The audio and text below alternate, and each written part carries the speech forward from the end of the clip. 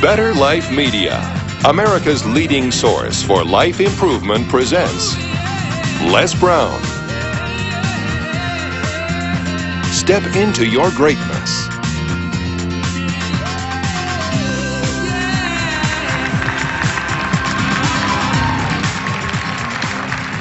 Thank you. Hello, how are you? How many of you have some major goals you'd like to achieve? Raise your hands, please. Very good. I know you do. That's why you showed up. I like to ask people whether or not they have goals that they'd like to achieve, and hopefully they're goals that really are worthy of your efforts and your talents. I want you to shake someone's hand right now on your right and left, look them in the eyes and say, you have something special. I like to ask whether or not you have goals, but I want to ask you another question. How many of you know that if you had your life to live over again, you could do more than what you've done thus far? Raise your hands, please. Now, that proves a point, that what we do and what we accomplish in life is only a tip of the iceberg of what's possible for us. So I want you to think about some goals that you'd like to achieve, and I'd like for you to, let's say, break them up in three categories. Number one, I want you to think about some personal goal you'd like to achieve. And I'd like for you to think about some career goal, some business goal that you'd like to achieve. And I want you to think about some social contribution, some impact you'd like to make with your life. It was Horace Mann who said, we should be ashamed to die until we've made some major contribution to humankind. I believe we live in the greatest country in the world that gives us an opportunity to leave our mark, to make a statement with our lives. And as you think about these goals, whatever those goals are, I want you to dramatically increase those goals. And I want to warn you, I don't want you to think about how you're going to do it. How is none of your business. The most important thing is just to increase those goals dramatically. I've found that most people fail in life, not because they aim too high and miss. Most people fail in life because they aim too low and hit. And many don't aim at all. So raise the bar on yourself. And don't ask how you're going to do it. I'll never forget when I decided that I wanted to become a motivational speaker. I saw the late Dr. Norman Vincent Peale, and my heart said, I can do that. But my mind asked the question, how? And for over 14 years, I would go see Zig Ziglar and Dr. Norman Vincent Peale and Jim Rohn and different speakers, and I would be in the audience, and my heart would pounce and say, you can do that, Les. And then when I would leave, I would be going to the parking lot, and my mind said, how are you going to do it? And I spent so many years trying to figure out how. I wasted 14 years. How many of you ever procrastinated? Raise your hands, please. Yeah, see, so as you begin to think about your goals, the most important thing is, and write this down, commit yourself. See, once you commit yourself, the how will come, the way will come. Once you commit yourself, you will then figure it out. And if you're going in the wrong direction, all you have to do is turn around and go in the other direction. You will figure it out. You want to begin to just challenge yourself. You want to stretch yourself because you really don't know what you can't do. I'll never forget the first day that I met Mr. Washington. I was born in a poor section of Miami, Florida called Liberty City. I was born in an abandoned building on a floor with a twin brother. And when we were 6 weeks of age, we were adopted. And when I was in the 5th grade, I was identified as EMR, labeled educable, mentally retarded, put back from the 5th grade into the 4th grade. And I failed again when I was in the 8th grade. I don't have any college education, but because of my mother, and I feel like Abraham Lincoln, who said, all that I am and all that I ever hope to be, I owe to my mother. I saw a sign once that said that God took me from my biological mother's womb and placed me in the heart of my adopted mother. So my first major goal was to buy my mother a home, to take care of my mother. And I did that, took care of her until she passed at 88. But I'll never forget when I met Mr. Washington. I was in a class waiting on another student, and he came in and he said, young man, go to the board and work this problem out for us. I said, oh, sir, I can't do that. He said, why? I said, I'm not one of your students. He said, look at me. I said, yes, sir. Go to the board and work the problem out anyhow. I said, sir, I can't do what you're asking me to do. He said, why? Sir, because I'm educable, mentally retarded, sir. And as the students erupted in laughter, he came from behind his desk, he looked at me and he said, don't you ever say that again. Someone's opinion of you does not have to become your reality. And that was a turning point in my life. On one hand, I was humiliated. But on the other hand, I was liberated. Because he looked at me with the eyes of Goethe, who said, look at a man the way that he is. He only becomes worse. But look at him as if he were what he could be. Then he becomes what he should be. And so Mr. Washington, he challenged me. And I want to challenge you right now about raising your goals. And I want you to shake someone's hand on your right and left, look them in the eyes and say, stretch yourself. Yeah, see, I think that you really have to stretch yourself to discover your stuff. I think that we have to really begin to experiment with life. When I said that you have something special, I didn't say that just to be kind and courteous. You do. See, I think that there are not many people that come to seminars or workshops or will watch a program of this nature. Why? I just think that most people are just satisfied to where they are. I'm reminded of a man one day. He was walking down the street and he passed his porch where some people were on the porch talking, and there was a dog moaning and groaning. And he was curious why the dog was moaning and groaning. And he went back and he said, excuse me, he asked the owner, why is the dog moaning and groaning? Guy said, because he's laying on a nail. He said, well, why won't he get off? He said, it's not hurting bad enough for him to get off. Just hurting bad enough to moan and groan. How many of you know people who should be here? Raise your hands, please. How many of you know people all they do is moan and groan? Moan and groan. I'm not making enough money. Moan and groan. I'm unhappy with my job. 87% of people go to jobs that they hate. And in addition to that, you know, as we know that we have the dubious distinction in this country that on Monday morning the heart attack rate increases over 35%. On Monday morning between 6 o'clock and 9, people going to jobs that they hate. The heart said, didn't I tell you I didn't want to go? And attack them. Some of you don't want to go to work next Monday. So the thing is this. So you want to find out what resonates with you. What is it you really want to do? You want to experiment with life and find out what fits for you. You have something special. You have greatness within you. You have the ability to do more than you can ever begin to imagine. See, I believe that anybody through observation and practice can perform at the level of excellence. But when you're pursuing your greatness, and this is worth writing down, you don't know what your limits are, and you act like you don't have any. So I say to you, you have something special.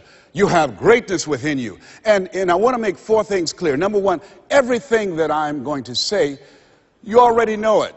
If what I share, the message that I'm going to express right now and share with you, if it wasn't a part of who you are already, you wouldn't be in the audience. That's number 1. That's very important. It's already in you. I'm going to only confirm and validate that which is a part of you anyhow.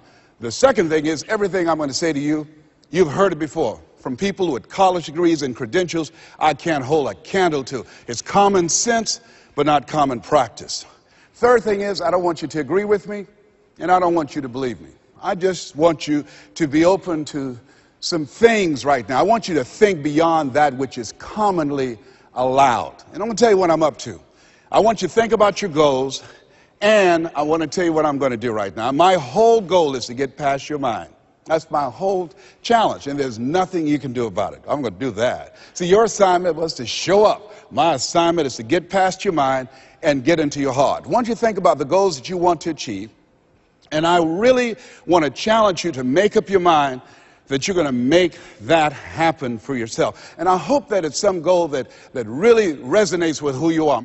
When I was a little boy, my goal was to just buy groceries for our family.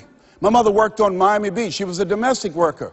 And my goal was to really be able to go to the grocery store and purchase groceries ourselves. The families knew that my mother had adopted 7 children. And so they said, Mamie, whatever food is left over after we eat, you can take that home to the children. They were very kind, very, very considerate people. My mother, who when she worked on Miami Beach, the people were very kind.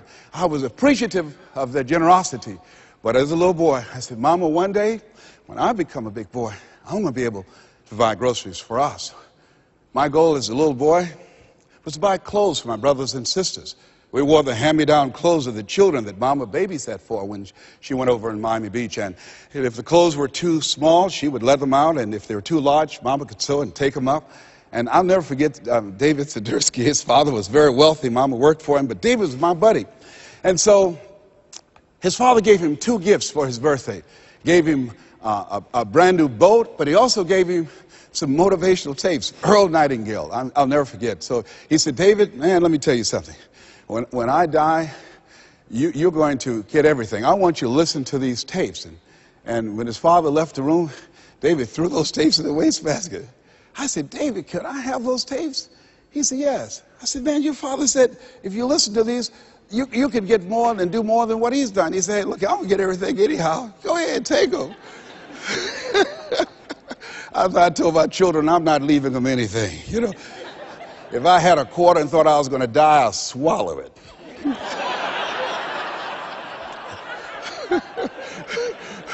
Write this down. It's not what you leave for your children, it's what you leave in them.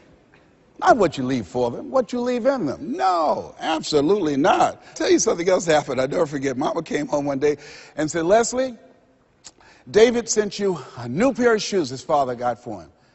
I said, oh, Mama, thank you so much. I can't wear David's shoes. I said, why? Well, you tell my buddy that, you know, I wear size 9.5. He wears size 9. She said, boy, shut up, sit down, and put those shoes on. She said, Marvin Ann, go get some Vaseline. And she came in there, and my sister started rubbing the Vaseline on my feet. And she said, run some water in the bathtub. And she said, now go in there and put your feet in those shoes and don't mash the heel down. I said, Mama, shut up, boy, don't mash the heel down. And then she had me to get in the bathtub. I said, Mama, these shoes hurt. She said, get in there and walk around in the water. And I'm walking around the bathtub. Then she tried to distract me. I knew what she was doing. How'd you do at school today? I did good. Did you get in any fights? No, ma'am. You know you fought somebody. Well, I only hit 3 people today. and then after a while, she said, how you doing? I said, well, they hurt. Do they hurt as bad as they were before? No, ma'am, they feel a little bit better. Keep on walking, keep on walking. And then after a while, when the leather soaked up the water, the leather began to stretch to a perfect 9.5. You think Fortune 500 companies started talking about doing more with less? My mother's been doing that for a long time. It's amazing what you can do. But who would have thought, anybody looking in on this kid and these 7 children, who would have thought? And I look at you, I say, you have greatness within you. You have the ability to do more than you can ever begin to imagine. No one could have convinced me that I would be doing what I'm doing right now. You know, the easiest thing I do every year is go into a sales organization and dramatically increase their sales, or go into a prison and enable prisoners to see themselves differently and teach them the methods and techniques of how to plug into the system, or motivate young people to begin to see how they can have a vision of themselves in the future and fit. That's the easiest thing I do, or train a speaker to help them to leverage their experience as a speaker and say, look, speaking is a projection of who you are, not who you think you ought to be, and come with power from a platform. That's the easiest thing I've ever done. Let me share with you the most difficult thing I've ever done. The most difficult thing I've ever done was to believe that I can do what I'm now doing. No one could have convinced me, just given my circumstances. I earn millions of dollars every year. No one could have convinced me. If both my parents came up here right now, I would not know either one. No one could have convinced me, being labeled educable, mental retarded, born in an abandoned building on the floor in Liberty City, poor section of Miami, Florida, failing twice in school, no college training, never worked for a major corporation. I did not know I can do what I'm doing right now. I'll never forget Mike Williams, my mentor. I think a lot of people fail in life because of the fact that they need some mentoring, they need some coaching. Repeat out to me, please. You need some coaching. Yeah, see, you can't see the picture when you're in the frame. I remember Mike saying, Les, you can do this. Mike, how, man? Wait a minute, Mike. How much am I going to be able to charge, Mike? Less, you could start out at $1,000 an hour. Mike, I don't make that working for 2 weeks. Come on, Mike. Man, I appreciate your belief in me, Mike. Look, Mike, I work for the Miami Sanitation Department, man. I've been a garbage collector. I've done door-to-door sales. That was great, and I'm here as a disc jockey. That's good, Mike. But Mike, I don't think I can do that, Les. You can. But Mike, I don't have any credentials. I've never written any book, anything. Man, I'm not rich. How can I teach somebody to do something I've never done? But Les, why don't you just test yourself? Why don't you stretch, Les? Come on, man. Mike, I don't know. And here's something I realized. Write this down. Sometimes you have to believe in somebody's belief in you until your belief kicks in. I respect Mike Williams. Here, this young man, he saw something in me that I didn't see it, and strong analytical mind, and I looked at him. I always respected his thinking, and he looked at me and he made me feel special, and I said, okay, Mike. And I just kept holding on to what Mike said to me. I just kept holding on to what Mr. Washington said to me. I kept holding on to my mother saying, you're special, Leslie, when they said you're educable, mentally retarded. Mama didn't know what that meant. She only had a third-grade education. So she said, he'll be all right, honey. A hard head make a soft behind. He'll be fine. But she said, you're special, baby. You are special. And they kept saying that over and over again. Faith comes by hearing and hearing and hearing. And so here's what I want you to do. Let us say together, as you think about your goals and your dream, let us say together, it's possible. Together, please. It's possible. Say it like you mean it. It's possible. Thank you. Write that down. See, most people never achieve their goals because most people suffer from possibility blindness. They look around trying to think about the things that they don't have. Robert Roots, young man who wrote a book about success principles of the three little pigs. He said, it's not what you don't have, it's what you think you need that keeps you from being successful or happy in life. It's not what you don't have. See, I was focused on what I didn't have. Don't have a college degree, don't have any credentials, never worked for a major corporation. I was focused on the negative things. It said, negative things are the things that you see when you're not focused on your goal. What do you come with? What is it that you have within you that you showed up to bring? Hey, Les, you don't know, but my dream is a long shot. A friend of mine, Dexter Yeager, said, when the dream is big enough, the odds don't matter. I'm reminded of a great man when I was reading Time magazine talking about some of the great minds of the last century. They didn't mention his name, Dr. Howard Thurman, one of the mentors of Dr. Martin Luther King Jr., and also an advisor to Mahatma Gandhi and Albert Schweitzer. And he said, the ideal situation for a man or woman to die is to have family members standing around their bed praying with them as they cross over. But imagine, if you will, being on your deathbed and standing around your bed, the dreams given to you by life, the ideas that you never acted on, the talents, the gifts, the abilities that you never used. And there they are, standing around your bed, looking at you with large, angry eyes, saying, we came to you, and only you could have given us life. And now we must die with you forever. And the question is, if you died this very moment, what will die with you? What dreams? What ideas? What talents? What leadership potential? What greatness that you showed up to bring? That you allowed fear or procrastination to hold you back? Perhaps that's why Henry David Thoreau wrote the words, oh God, to reach the point of death, only to realize that you've never lived, only to realize that you've never scraped the surface of your potential. Repeat out to me, please, with power, feeling, and conviction. I refuse to die an unlived life. Yes, shake someone's hand on your right and left and say, live your dream. Yeah, I think we should all resolve. I refuse to die an unlived life. Don't worry about the odds. You survived 1 out of 40 million sperms. You will never have those odds again. You beat those odds, you can win anything. here's something else stops most people. You know what it is? Failure. Let us say together, I will fail my way to success. Yes, write that down. I will fail my way to success. See, 8 out of 10 millionaires have been financially bankrupt. 85% of people allow their fear of failure to outweigh their desire to succeed. And I believe that the reason that most people go so far in life, and stop, Maya Angelou said it best. She wrote a poem. She said that most people go so far in life and then they park. They pull off the highway of life, especially when they get some hits, especially when they've been rejected, especially if they have an illness, especially if they lose something. They park. And I take it further. They don't even turn on their emergency lights.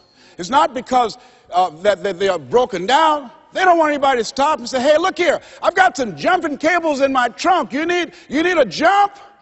Hey, look here, there's a service station ahead about 3 or 4 miles. I have a can. I can take you up there and get some gasoline. Oh, no, I'm just fine. I had a talk show once, and highest rated, fastest canceled talk show in the history of television. Well, at least I had one.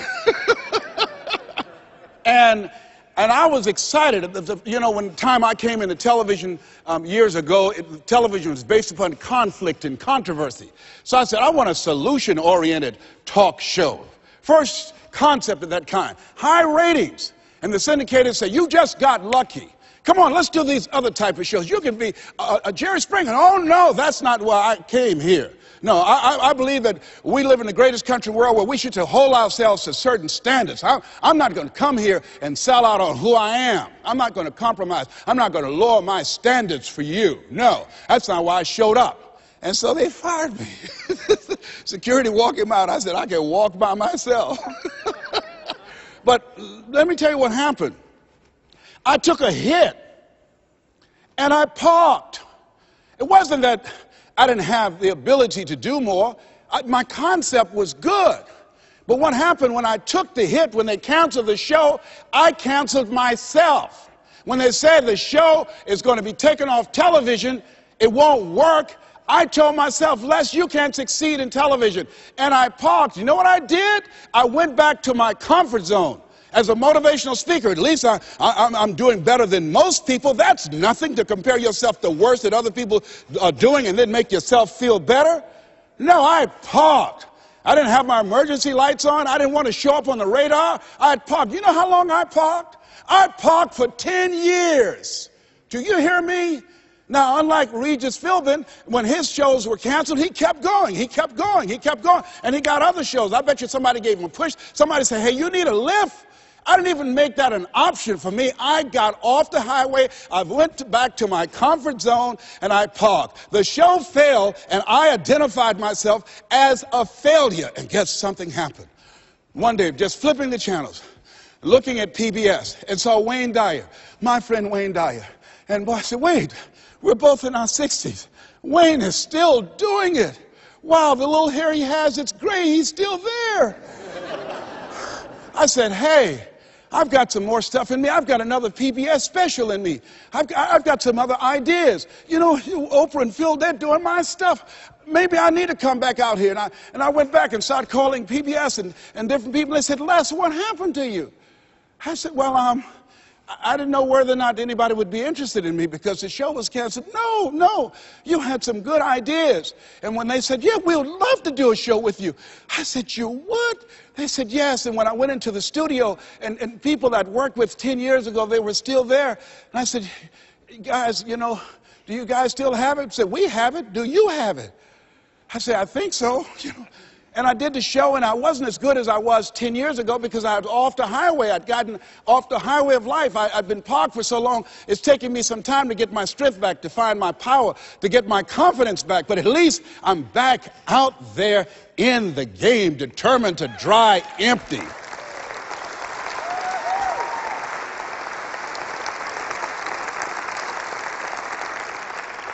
So I say to you, see, I only attract millionaires or millionaires in training.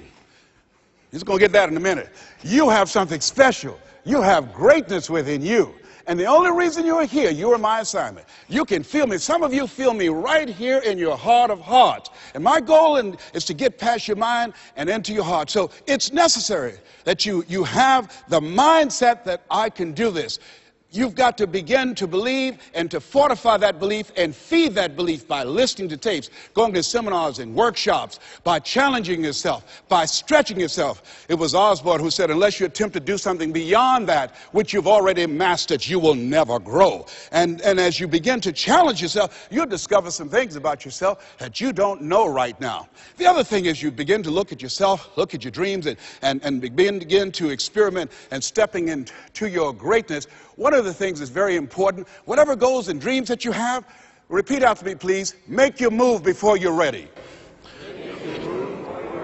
You have Price Pritchett, who's a great motivator and trainer. He said, make your move before you're ready. We're instructed in life to walk by faith and not by sight. See, you want to really begin to stretch yourself. You want to become a risk taker. You want to raise the bar on yourself. Most people won't do that.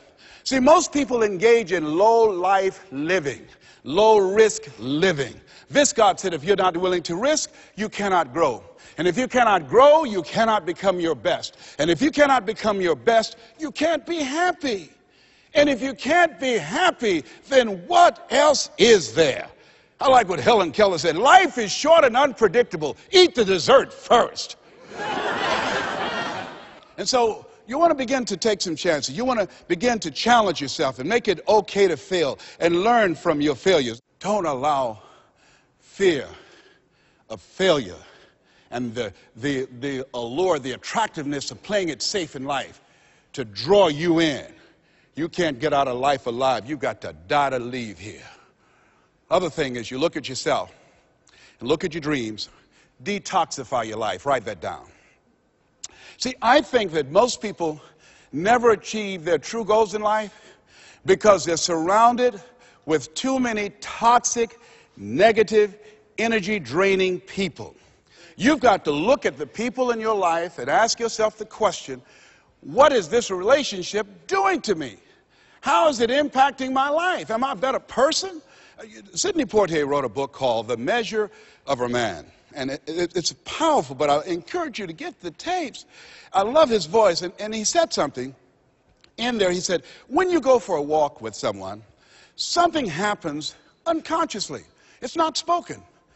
Either you adjust to their pace, or they adjust to your pace. Whose pace have you adjusted to? See, you want to surround yourself. My daughter, Ona Brown, who's a speaker and coach, she says, call forth your team, but make sure these are people that you can learn from. I'll never forget, I'm on a special board with a Bishop T.D. Jakes, and we went into a board meeting. He looked at everybody before opening the meeting. He said, as soon as I know as much as you do, you're fired. And with that, the meeting is now open. Everybody continued to learn on that board. Trust me that. A friend of mine, Dennis Kimbrough, motivational speaker out of Atlanta, he said, if you're the smartest one in your group, you need to get a new group. So as you look at yourself and look into the future, call forth your team. George Fraser says your network determines your net worth. Who do you allow to be in your ear? What kind of relationships are you developing? Are they an asset to you, or they are a liability?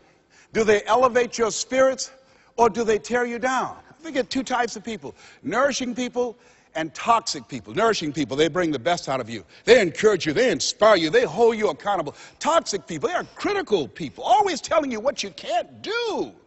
They're always measuring your possibilities based upon their failures. My mother said, never let anybody tell you what you can't do, son, especially if they haven't done it. They don't know what's possible for you. So as you begin to look at yourself, begin to identify the relationships that you communicate with most and say, hey, is this relationship helpful to me? And then think about some people that you need to bring into your life that you can learn from, that you can grow from. I joined the National Speakers Association when I decided that I wanted to speak. I wanted to be around the people that were doing what I wanted to do. I'll never forget when I saw Dr. Norman Vincent Peale. He said, you have something special. You have greatness within you. And you can do more than you can ever begin to imagine. And here I am. And the audience said, oh my goodness. I'd read The Power of Positive Thinking 17 times, my hero. And I saw him backstage and I said, Dr. Peel, hi, my name is Les Brown. I've listened to your tapes and I've read your books. They gave them to us in special education, sir. And one day I would love to be on stage with you. And he looked at me and said, it's possible, young man. It's possible. But this man, when he spoke, he gave me goose pimples. Deep baritone voice, spoke from his diaphragm. You have something special. You have greatness within you. He override the inner conversations in my mind. I'll never forget a gentleman, what a brilliant man, a Harvard graduate, Dr. Carter G. Woodson. He said, if you can determine what a man shall think, you never have to concern yourself with what he will do. If you can make a man feel inferior, you never have to compel him to seek an inferior status, for he will seek it himself. And if you can make a man feel justly an outcast, never have to order him to go to the back door. He'll go without being told. And if there's no door, his very nature will demand one. See, we live in a world where we're told more about our limitations rather than our potential. How many of you have ever been told that you couldn't do something? Raise your hands, please. You know, MIT did a study that if I say to you, you can't do that, that 16 people have to come along and say, you can do that, you can do that, you can do that, to neutralize that, and the 17th statement that you hear, you can do it, will be the one that will finally stick. So you have to watch who's speaking into you. You've got to begin to monitor your mind. And you've got to begin to literally be proactive in programming yourself to success. Be ye not conformed to this world. Be ye transformed by the renewing of your mind. You've got to take responsibility to make that happen. And as you begin to do that, you'll begin to see some incredible changes in your life. I understand now when Earl Nightingale said, all of us are self-made, but only the successful will admit it. As you begin to look at your dreams and look at your goals, write this down. Know you're a vitamin. See, most people stop short of their dreams and park and get off the highway of life because of the rejections of life. You will always be rejected. It's no big deal. Jack Canfield said rejection is a myth. It's not like when somebody says no and then they slap you. No, it's just, to me, know you're a vitamin. Get excited about the no. Why? Because every time someone says no, that brings you another step to a yes. You're getting closer. Trust me, you will win if you don't quit. You will win if you don't quit. Even a broke clock is right twice a day. The other thing is, as you look at yourself and look at your goals and look at your dreams, assess yourself. What are your strengths?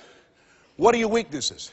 What do you bring to the table? When I looked at becoming a motivational speaker, I looked at all the speakers and I noticed that they were pretty much scripted. So I said, what is it that can make me stand out? I don't have any college education. I don't have any credentials. I never worked for a major corporation. What is it I can do to offset my weaknesses? And then something said, well, Les, and this is very important. Mr. Washington, Mr. Brown, yes, sir. What do you want to do with your life? I want to become successful. Good. He said, you must be willing to do the things today others won't do in order to have the things tomorrow others won't have.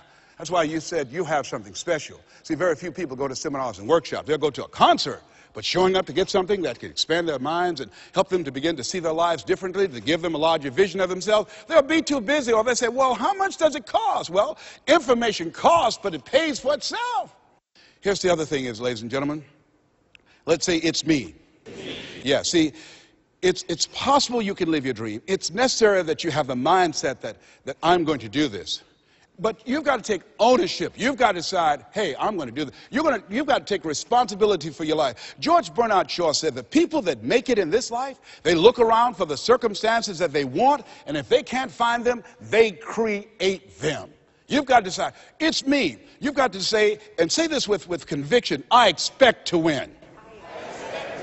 Yes, I think it's important that we say that. You know, if you ask most people, do you want to become successful? They will say yes.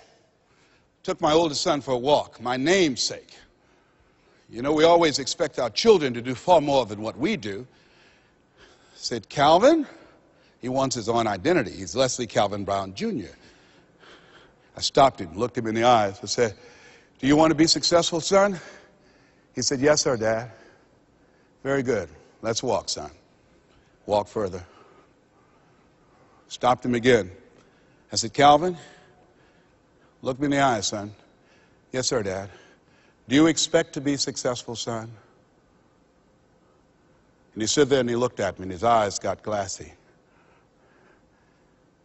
he said, let's walk. And the reason that he said, let's walk, because my son is very bright. Of all my children, he's perhaps the smartest one. But Calvin now, over 30, Calvin now, a single parent of 2 daughters, good father. Calvin now, at this stage of his life, he's behind on his dreams. A lot of talent, a lot of abilities. Very conservative. One of those people, great mind, but he just hasn't developed that, things that we want our kids to have, that, I want it.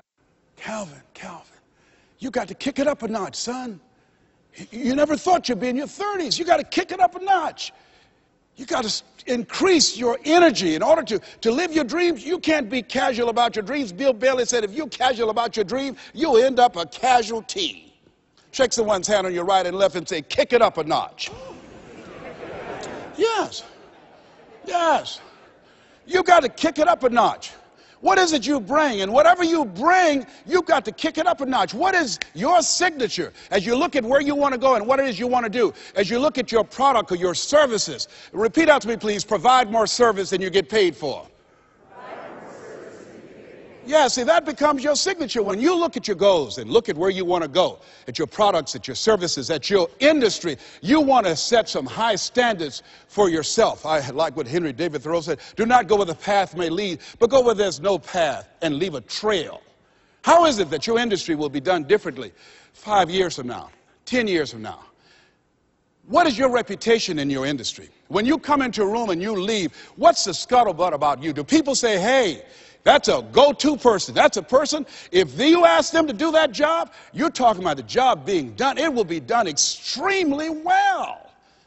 Are you known for that person that stand out with what you do, that stand out with your quality of service, with your standards, always looking for ways to better your best? Are you one of those people that believe, well, if it ain't broke, don't fix it? Japanese believe it ain't perfect, keep working on it. Are you willing to keep working on it? Are you willing to realize that you have not done your best stuff yet, that you can better your best? You've got to take responsibility for that. And now let's go to the next level. Not only is it possible that you can live your dream, is it necessary that you call forth your team and surround yourself with people that you can learn from and grow from, that you must work on yourself and monitor yourself and train yourself, that you've got to begin to take total responsibility for the outcomes that you want to produce in your life. But let us say together with power and conviction, it's hard. Yes, ladies and gentlemen, living a dream, changing your life, is hard. It's hard. When you lose all your money, when you've given it the best that you have, when you have some major setback, it's hard. When a doctor looked at me and said the 3 horrible words no one wants to hear, you have cancer. It was hard to mobilize my mind and spirit, to listen to tapes and music and read scripture and be around other people and seeking out other prostate cancer conquerors to believe that I could do this. It was hard. Never forget, my son said, Daddy, are you going to die? Why are you asking me that? You're not going out much. You're not the bubbly personality that I know you to be. You're not talking much. You're spending a lot of time in the room by yourself, Dad. Are you going to surrender? Are you giving up? Are you going to let that doctor's opinion become your reality? Will my daddy see me graduate? Yes, son, yes. I'm going to fight. No, I don't think it's my time yet. I'm going to see you graduate, but more than that, I've got some other things that I'm going to do with my life. And I thank you for asking me that. But I must tell you that I'm scared. I'm scared. And I've never been in this situation before. It's been easy for me to talk to people and encourage people when they've had challenges in their lives. But it's me. And I don't feel less than a man in admitting this to you. Yes, I'm scared. And I need some help. Repeat after me, please. Ask for help. Not because you're weak, but because you want to remain strong. And ask for help. And don't stop until you get it. Yes, see, life is hard. And there are some moments in life when you're going to need some help. You're going to need somebody to speak to you. You're going to need somebody to say something to you. I have a friend of mine, Willie Jolly, who's a motivational speaker. He said, a setback is a setup for a comeback. I had to listen to Willie's tapes. I have another friend, Kevin Brace, who's a speaker. He said, Les, come on, man, you can do this. You can make this happen. You can hit a home run. It's a done deal. You are Les Brown. That cancer's got to get out of your body. I said, talk to me, Kevin. Talk to me. That's what I need to hear. I needed to hear those words. I don't care who you are. Many people won't allow themselves to ask for help because of pride. Pride cometh before a fall. Because of ego. Ego means edging God out. No, ask for help. Not because you're weak, but because you want to remain strong. And ask for help and don't stop until you get it. I'm here because a lot of people helped me. I'm here because a lot of people believed in me at a time when I was struggling to believe in myself. The other thing is, let us say together, it's worth it. Yeah, see, I think, and write this down, you got to find 5 reasons that will make it worth it for you. 5 reasons. What will make it worth it for you? Mine was, I want to take care of my mother. Mine was, I want to do something with my life. What will make it worth it for you? Mine is, I want to leave a legacy. Mine is, I refuse to die an unlived life. What will make it worth it for you? Repeat after me, please. You got to be hungry. Mr. Washington said, Mr. Brown, what do you want to do with your life? I said, sir, I want to become a disc jockey. Is that right? Yes, sir. Good. Mr. Brown, you got to be hungry. He said, I want you to listen to Paul Harvey. He's the world's greatest communicator. Always find a coach or mentor, someone that's doing what it is you want to do. Watch them. Listen to how he does the rest of the story. Listen to his voice, Mr. Brown. Develop your mind and develop your communication skills, because once you open your mouth, young man, you tell the world who you are. And don't forget, Mr. Brown, you got to be hungry. Take the time to develop yourself. So I started training and working on myself. And then pretty soon I came to him. I said, sir, I've been working on myself. I've done the things that you told me to do. I listen to Earl Nightingale all the time and Zig, and I've been reading Dr. Norman Vincent Peale's book, and I'm ready. I practice every day 2 and 3 hours, sir. Is that right? Yes, sir. Very good, Mr. Brown. You got to be hungry. I said, why do you continue to say that? So people that are hungry are unstoppable, Mr. Brown. People that are hungry, no excuse is acceptable. Go out and face the music, young man. And don't forget, stay hungry. And make know your vitamin. I went to apply for a job on Miami Beach. Milton Butterball Smith was the program director. Hello, Mr. Butterball. How are you, sir? My name is Les Brown, sir. I like to be a disc jockey. He said, young man, you have any journalism in your background? No, sir, I don't. You have any experience in broadcasting? No, sir, I don't. He said, I'm sorry, we don't have any job for you. I went back and I told Mr. Washington. I was devastated. I said, Mr. Washington. They said, no, they wouldn't even allow me to audition for them, sir. Mr. Brown, don't take it personally. I told you, know your vitamin. Most people are so negative, they have to say no 7 times before they say yes. Be unstoppable, Mr. Brown. You got to be hungry. Go back again. Yes, sir. Hello, Mr. Butterball. How are you, sir? My name is Les Brown, sir. I like to be a disc jockey. Young man, weren't you here yesterday? Yes, sir, I was. Didn't I tell you no yesterday? Yes, sir, you did. Then why are you back today? Well, sir, I didn't know whether or not somebody was laid off or somebody was fired, sir. Nobody was laid off or fired. Now get on out of here. I came back the next day. Hello, Mr. Butterball. How are you, sir? My name is Les Brown, sir. I like to be a disc jockey. I know what your name is. Weren't you here the last 2 days? Yes, sir, I was. Didn't I tell you no the last 2 days? Yes, sir, you did. Then why are you back today? Well, sir, I didn't know whether or not someone got sick because someone died, sir. No one got sick or died. No one was laid off or fired. Now, don't you come back here again. I came back the next day, talking loud, looking happy like I see you for the first time. Hello, Mr. Butterball. How are you? He looked at me with rage. He said, go get me some coffee. I said, yes, sir. So I became the errand boy for the disc jockeys. I'd go get their lunch and their dinner, and I'd stand in the control room, memorizing their hand movements on the control board and all the instruments, learning everything that I could because I expected to be behind that microphone. Then one day, it was a Saturday afternoon, and a disc jockey by the name of Rockin' Roger was drinking while he was on the air. Rockin' Roger got so drunk, he started slurring his words. He was about to fall off the chair. He obviously could not complete his program. And there I was, looking at him through the control room window. A Saturday afternoon, I was the only one there, young, ready, and hungry. Walking back and forth saying, drink, rock, drink. Drink, rock. I'd have gone and get him some more if he'd asked me to. Then pretty soon the phone rang. It was the general manager, and I answered the phone. I said, hello? He said, young boy, this is Mr. Klein. I said, I know. He said, Rock can't finish his program. I said, I know. He said, would you call one of the other DJs in? I said, yes, sir. I hung the phone up. I said, you must think I'm crazy. I called my mom and my girlfriend, Cassandra, and said, y'all come out on the front porch and turn up the radio. I'm about to come on air. I waited for about 20 minutes, and I called him back. I said, Mr. Klein, I can't find nobody. He said, young boy, you know how to work the controls? I said, yes, sir. He said, go in there and segue the records, but don't say nothing here. I said, yes, sir. I couldn't wait to get old Rock out of the way. I put on a fast record. I said, look out, this is me, LB, Triple P, Les Brown, your platter playing Papa. There were none before me, and there will be none after me. Therefore, that makes me the one and only. Young and single and love to mingle, certified, bona fide, doubly qualified to bring you satisfaction and a whole lot of action. Look out, baby, I'm your love man. I was hungry.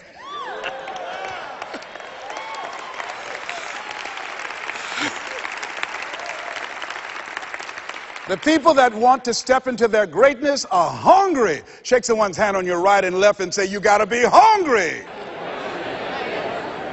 What is your legacy? What will your statement be? Resolve every day. Read it every day. I refuse to die an unlived life. I like to leave this with you that Mama used to love to hear me say. She'd say, boy, say that thing for me, and I dedicate this to you, to the greatness that's within you, because it's there. And it says simply this: if you want a thing bad enough to go out and fight for it, to work day and night for it, to give up your time, your peace, and sleep for it.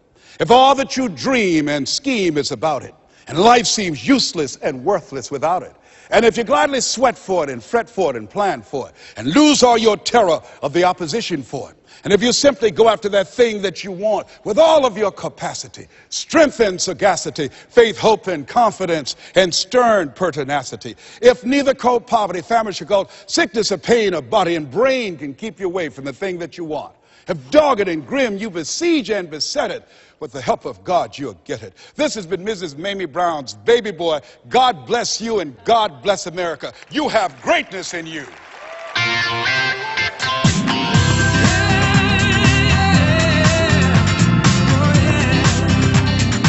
We hope you've enjoyed this special presentation of Les Brown's Step Into Your Greatness. If you would like to own a copy of this program or any of Better Life Media's programs, please visit our website at betterlifemedia.com, where you'll find all types of valuable life improvement information.